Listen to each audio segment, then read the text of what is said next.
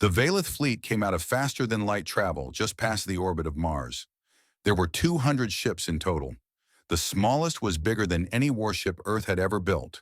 The largest, the flagship called Eternal Dominion, was the size of a small moon.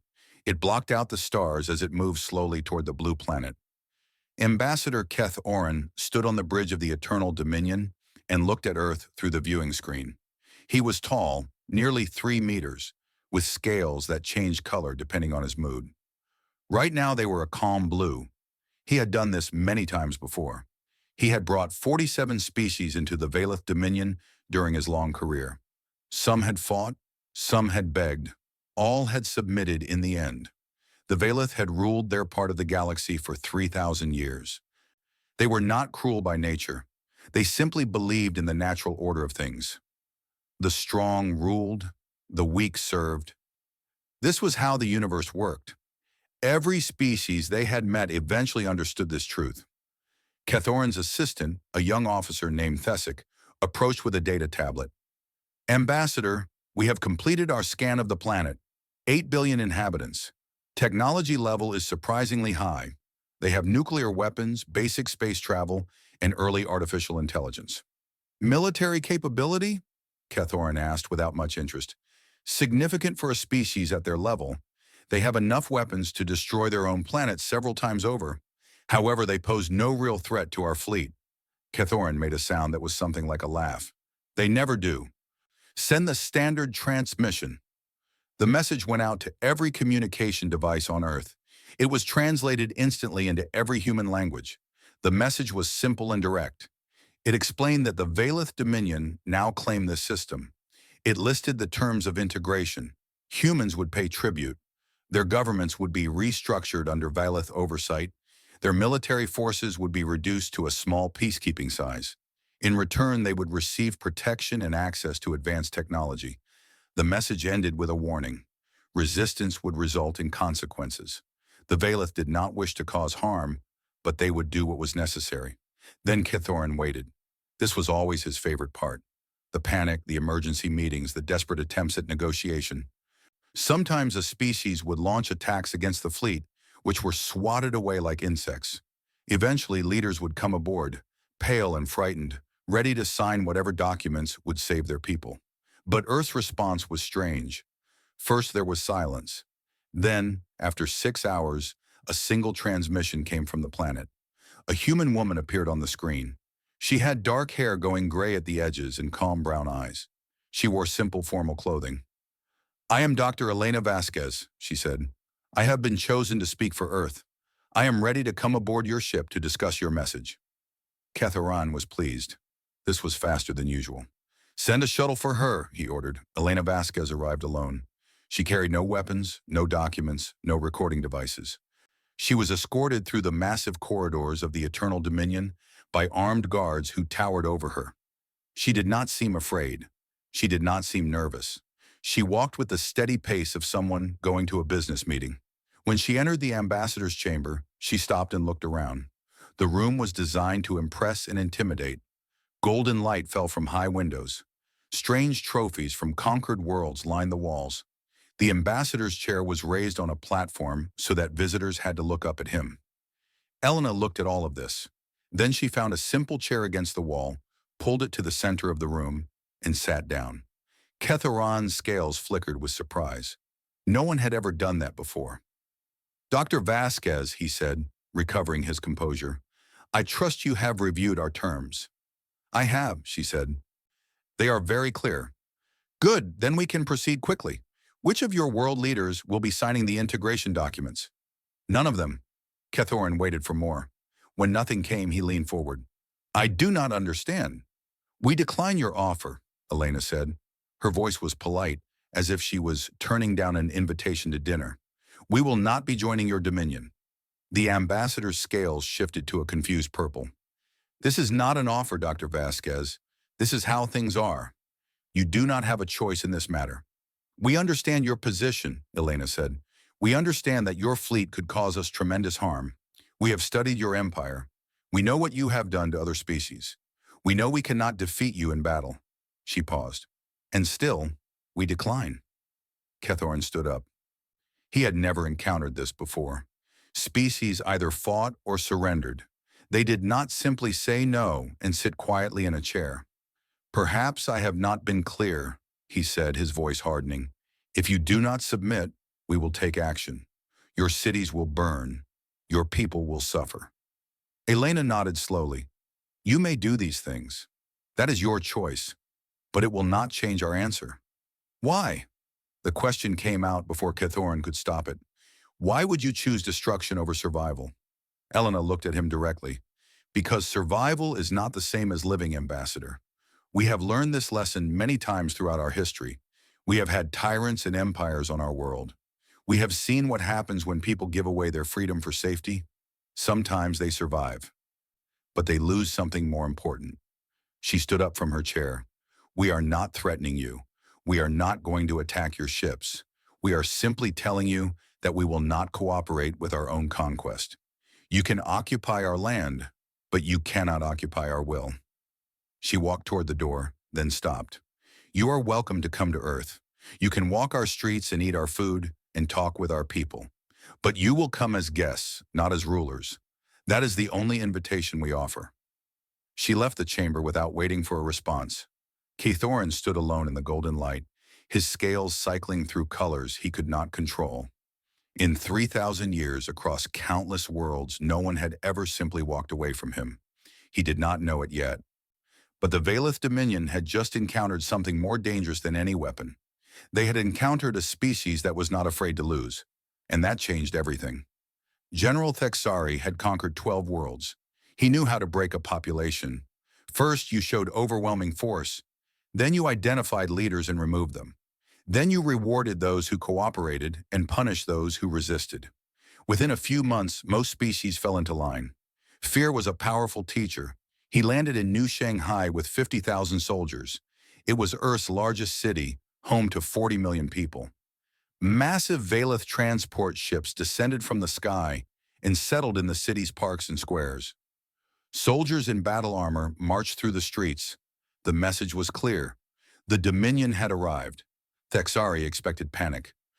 He expected riots. He expected desperate attacks from brave fools who would be quickly crushed, serving as examples to the rest. Instead, he found something he had never seen before. The humans just kept living. On the first morning of occupation, Thexari watched from his command post as millions of people went to work. They walked past his soldiers as if the armored giants were simply part of the scenery. Children went to school, shops opened, people sat in cafes drinking coffee and talking with friends. A group of his soldiers stopped a crowd of workers heading to an office building. "You will return to your homes," the squad leader commanded through a translation device. "Movement is restricted until further notice." The workers looked at each other. Then they simply walked around the soldiers, splitting like a river flowing past stones. When the soldiers moved to block them again, the workers split again. They were not running. They were not fighting. They were just going to work. "Should we open fire?" a soldier asked. The squad leader hesitated. They had been given rules of engagement. They could use lethal force against armed resistance or direct threats. But these people were not armed. They were not threatening. They were just walking. "No," the squad leader said finally. "Let them pass." By the end of the first week, Thexari realized he had a problem. His soldiers could not arrest everyone. There were 40 million people in this city alone. Every time they detained a group of protesters, twice as many appeared somewhere else. But these were not even protesters in the traditional sense. They did not carry signs. They did not shout slogans. They simply did not follow orders. A Valeth officer would command a factory to produce supplies for the occupation. The workers would politely acknowledge the order. Then they would sit at their stations and do nothing. When threatened with punishment, they would quietly accept whatever came. New workers would be brought in. They would do the same thing. Thexari had the factory manager brought to him. "Why do your workers refuse to work?" he demanded. The manager, a middle-aged man with tired eyes, shook his head. "They are not refusing, General. They are simply choosing not to. There is a difference." "I do not see one." "Refusing implies that you have authority to command them. They do not recognize that authority. So from their perspective, there is nothing to refuse. They are simply living their lives according to their own choices." Thexari felt his temper rising. I have 50,000 soldiers. I have weapons that could flatten this city in an hour. Yes, the manager agreed. You have the power to kill us, but you do not have the power to make us do what you want. Those are two very different things. On day 15, the power went out. It was not sabotage. No one had attacked the fusion plants. The workers had simply stopped showing up. Without maintenance, without operators, the plants shut down automatically. Backup systems lasted for 2 days. Then 40 million people were in the dark. Thexari ordered his soldiers to force workers back to the plants at gunpoint. Some went. They sat in their chairs. They did not touch the controls. The soldiers did not know how to run a fusion reactor. No one on the planet with that knowledge was willing to help them. On day 20, the food distribution system collapsed. Farmers outside the city stopped sending their harvests. Truck drivers stopped driving. Warehouse workers stopped sorting. The Valeth tried to manage it themselves, but they did not know the systems. They did not know the routes. They did not know which foods needed refrigeration and which could sit in the sun. Food rotted in warehouses while stores stood empty. By day 30, Thexari's own soldiers were going hungry. The occupation force had brought supplies for a standard conquest, which usually took 2 weeks before local systems were brought under control. They had never planned for a situation where an entire population simply refused to participate in civilization. The humans were not starving. They had prepared. Families had stockpiled food. Neighbors shared with neighbors. Secret gardens produced vegetables on rooftops and in basements. They had planned for this. They had known it would be hard. They had chosen to be hard with it. Thexari stood on his command ship and looked down at the darkened city. There were no fires, no explosions, no battles, just silence and stillness, and the quiet resistance of millions of people who had decided together that they would not serve. He sent a transmission to Ambassador Cathoran on the Eternal Dominion. They are not fighting us, he reported, and there was something close to fear in his voice. They are doing something worse. They are ignoring us. We cannot govern people who will not be governed. We cannot control people who do not fear death. We cannot conquer people who have already decided to be free. He paused, searching for words to describe what he was witnessing. I have defeated armies. I have crushed rebellions. But I do not know how to defeat people who simply refuse to acknowledge that they have been defeated.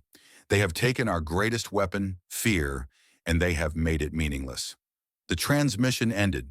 In orbit, Cathoran sat in his golden chamber and felt the first cold touch of something he had never experienced before.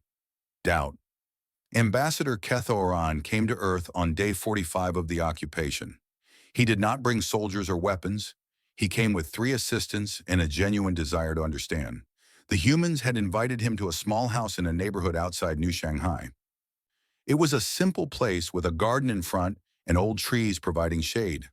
Nothing about it suggested importance or power. A human woman met him at the door.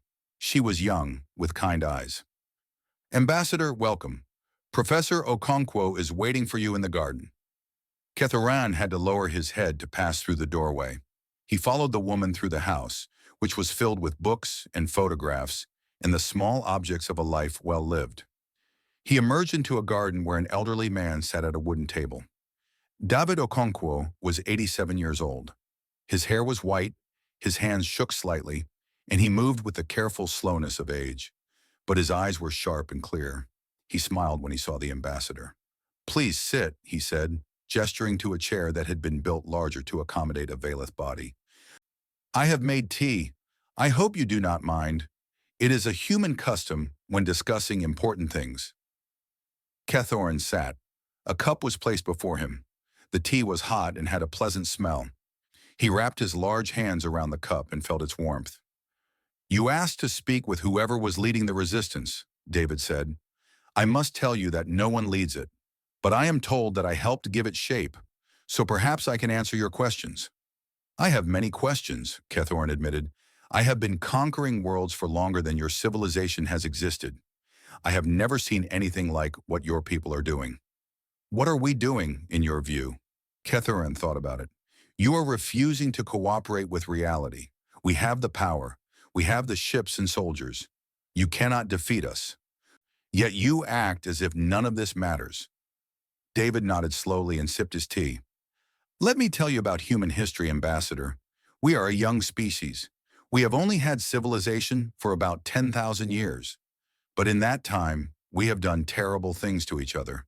We have had wars that killed millions. We have built empires that enslaved entire peoples. We have created weapons that could end all life on our planet. He set down his cup. We have studied violence more deeply than any species you have met. We understand it. We have mastered it. And because of that, we have learned something important about its limits. What limits? Violence works. It has always worked. It works for destruction, David agreed. It works for killing and breaking, but it does not work for building or creating or ruling. For that, you need something else. You need cooperation. He leaned forward. Your empire, Ambassador, does not run on violence. It runs on compliance. You do not have enough soldiers to force billions of people to farm and build and manufacture. You rely on conquered peoples to do those things willingly, or at least to do them because they fear what will happen if they do not. Kethoran said nothing. He was listening. We have decided, David continued, that we will not comply, not because we are brave, not because we do not fear death, but because we have learned that compliance with tyranny always costs more than resistance, even when resistance seems hopeless, even when it seems foolish. But why? Kethoran asked. Why choose hardship and suffering when you could have peace and prosperity under our rule? David smiled. It was a sad smile, full of old memories. When I was a young man, my country was ruled by people who thought they were superior to others because of the color of their skin. They had all the power, they had the guns and the laws and the prisons, and for many years my people lived under their rule because we thought we had no choice. He looked directly at the ambassador. But we did have a choice. We always had a choice. We could choose not to work in their factories. We could choose not to buy their goods. We could choose to go to prison rather than obey unjust laws. And when enough of us made that choice, their power crumbled. Because power that depends on compliance disappears when compliance is withdrawn. Kethoran felt something shifting in his understanding. You are saying that we are not truly powerful, that our power is borrowed from those we rule. I am saying that all power works this way, even yours, even ours. A government rules because people agree to be ruled. An army conquers because people agree to be conquered. When that agreement ends, when people simply say no and mean it, then the old structures fall. And you are not afraid of what we might do? We could destroy your cities. We could kill millions. David nodded. Yes, you could. And if you do, we will mourn our dead and continue to resist. You will have to kill us all. Every single one. And even then, the idea will survive. Other species will hear what we did. They will wonder if they could do the same. He picked up his tea again. We have a saying on Earth. They can kill a revolutionary, but they cannot kill a revolution. We have learned this lesson many times. Now we are teaching it to you. Kethoran sat in silence for a long time. The garden was peaceful. Birds sang in the trees. The old man waited patiently, as if he had all the time in the world. I do not know if I can accept what you are telling me, Kethoran finally said. My entire life, my entire civilization, is built on the idea that the strong rule and the weak serve. I know, David said gently. It is a hard thing to unlearn. But consider this. Your empire has existed for 3,000 years. In that time, has it ever known peace? True peace? Or has it always been managing rebellions, crushing dissent, watching for threats? He did not wait for an answer. They both knew it. What we are offering, David said, is not just freedom for Earth. It is freedom for you. Freedom from the endless burden of ruling others. Freedom to build something better than an empire. Kethoran left the garden as the sun was setting. He did not speak on the shuttle back to his ship. He sat in his golden chamber and thought about empires and tea and an old man who was not afraid of anything. For the first time in 3,000 years, a Valeth ambassador began to doubt the natural order of things. The story of Earth spread faster than any starship could travel. It began with whispers. Valeth soldiers returning from the failed occupation told their families about the strange planet where people simply refused to obey. They spoke of humans walking past armed guards without fear. They described cities that chose darkness over submission. The whispers became rumors. The rumors became legends. On Theris Prime, a mining world that had served the Dominion for 800 years, workers gathered in the deep tunnels and talked about Earth. They talked about what it would mean to just stop working. They talked about what would happen if every miner in every tunnel put down their tools at the same moment. They were afraid. Of course they were afraid. For 800 years, the punishment for disobedience had been swift and brutal. Their grandparents had told stories of the Great Rebellion 3 centuries ago, when 1 million workers had been executed in a single week. But they also remembered something else. Their grandparents had fought with weapons and violence. They had given the Valeth an enemy to crush. The humans had found a different way. On the morning of day 60 after the occupation of Earth began, the miners of Theris Prime walked into the tunnels as usual. They picked up their tools as usual, and then together they sat down. No one spoke. No one protested. They simply sat in the darkness and waited. The Valeth overseers did not know what to do. They shouted. They threatened. They called for soldiers. But what could soldiers do against workers who were not fighting? The miners were not blocking the tunnels. They were not destroying equipment. They were just sitting. Production stopped. The minerals that Theris Prime sent to shipyards across the Dominion stopped flowing, and the miners sat in peaceful silence. News of Theris Prime reached other worlds within days. On Yasheth, the agricultural planet that fed 3 Valeth sectors, farmers looked at each other across their fields. They thought about the humans. They thought about the miners. When harvest time came, the farmers let their crops rot in the fields. Valeth administrators sent desperate messages to the capital. They demanded more soldiers, more weapons, more power to crush the resistance. But there were not enough soldiers. There had never been enough soldiers. The Dominion had always relied on compliance, on the willingness of conquered peoples to participate in their own subjugation. That willingness was disappearing. Ambassador Kithoran watched his empire begin to fracture.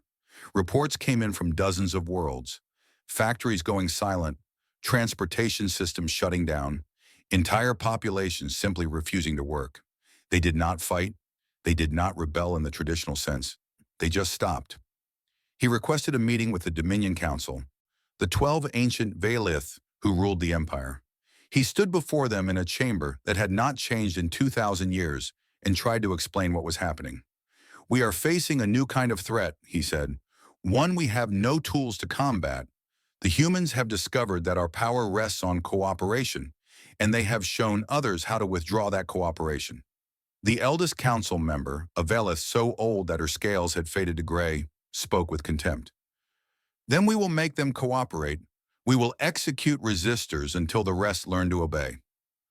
"We tried that on Theris Prime," Kithoran replied. "We executed 100 miners. The next day, 1,000 more joined the sit-in. We executed 1,000. 10,000 joined. They are not afraid anymore. Somehow, the humans taught them not to be afraid." He pulled up a recording from Earth. It showed Dr. Elena Vasquez speaking to a crowd. Her words had been translated and spread to every corner of the Dominion. "The only power tyrants have," she said in the recording, "is the power you give them. They cannot force you to work. They cannot force you to obey. They can only threaten you with death. And once you accept that death is not the worst thing that can happen to you, their threats become meaningless. The worst thing is not dying. The worst thing is living without dignity, without freedom, without hope. That is the death they offer you. We offer you something better. We offer you the chance to be free." The council chamber was silent. "There must be something we can do," another council member said. "Some weapon we can use." Kithoran shook his head.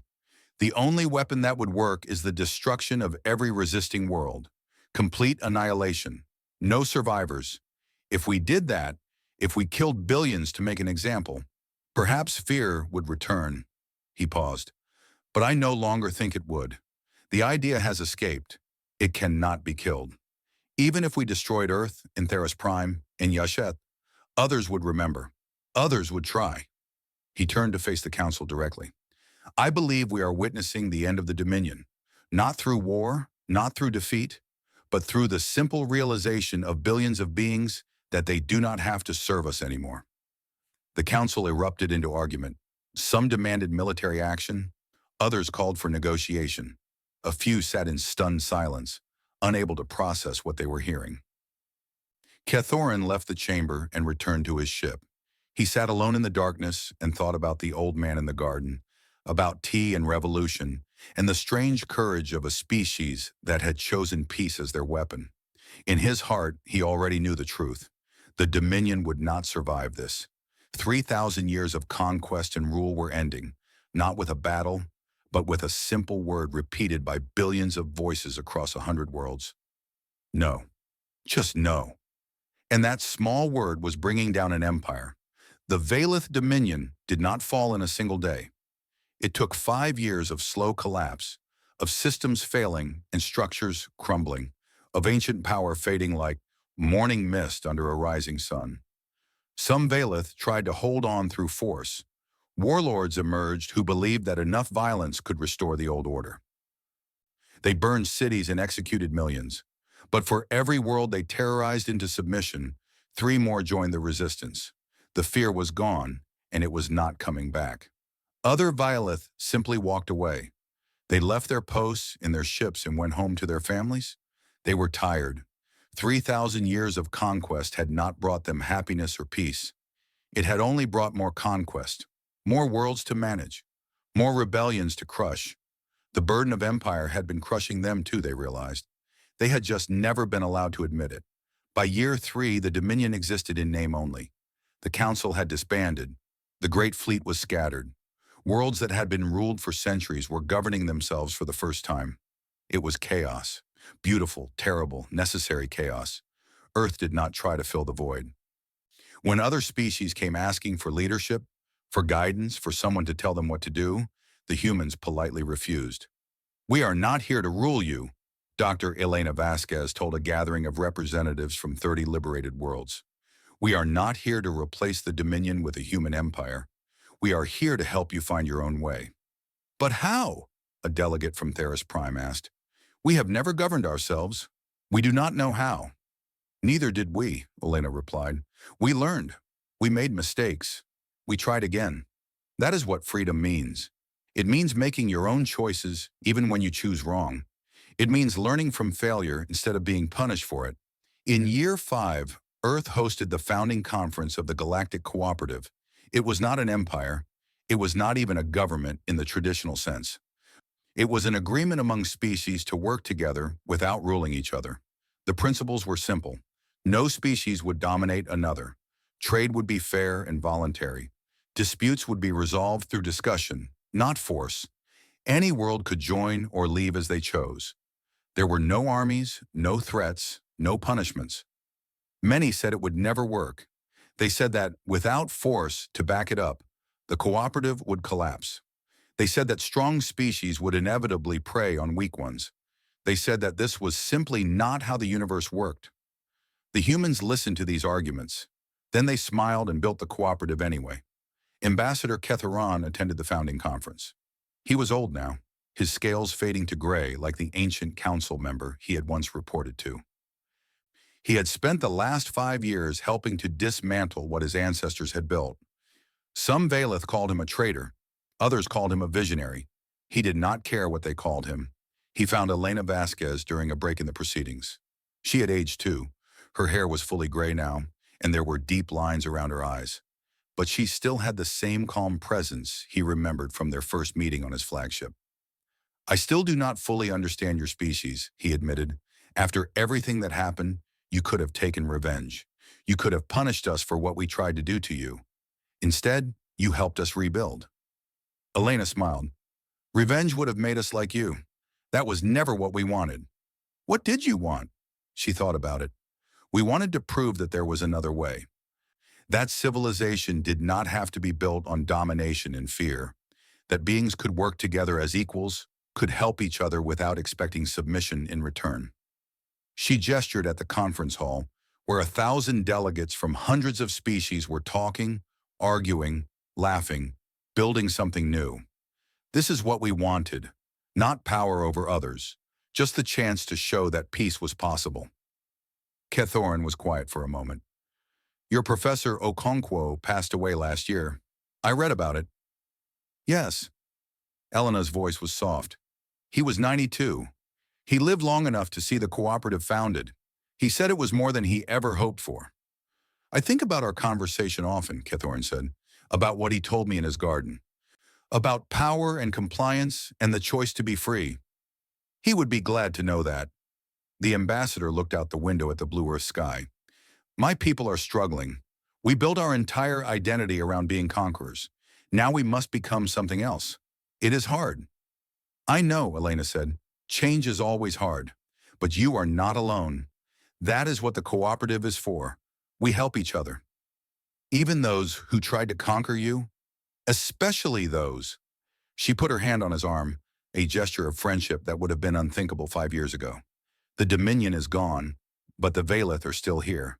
You can become whatever you choose to become. That is the gift of freedom. It is not easy, but it is real. The conference resumed. Delegates voted on proposals, debated amendments, built the framework of a new galactic civilization. It was slow and messy and frustrating. There were arguments that lasted for days. There were moments when it seemed like the whole thing would fall apart. But it did not fall apart, because enough beings from enough worlds had decided that this was worth fighting for. Not fighting with weapons, but fighting with patience and hope, and the stubborn belief that the universe could be better than it was. Ketharan stood at the back of the hall and watched history being made. He thought about his ancestors, about 3,000 years of conquest, about all the suffering that had been caused in the name of natural order. He thought about a small planet that had said no to all of it. They had wanted to rule. Earth had chosen peace. And standing there in that hall, watching the birth of something new, Ketharan finally understood what the old professor had tried to tell him in that garden. Peace was not weakness. Peace was not surrender. Peace was a choice, the hardest choice a civilization could make. It required more strength than war, more courage than conquest. It meant choosing to trust when trust had been broken. It meant choosing to help when help had been refused. It meant choosing every single day to believe that beings were capable of being better than their worst impulses. The humans had made that choice. They had stood by it. And in doing so, they had changed everything. Outside the conference hall, the sun was setting over Earth. The sky was painted in shades of orange and gold. On 100 worlds, beings looked up at their own skies and thought about the future. For the first time in 3,000 years, that future was theirs to build.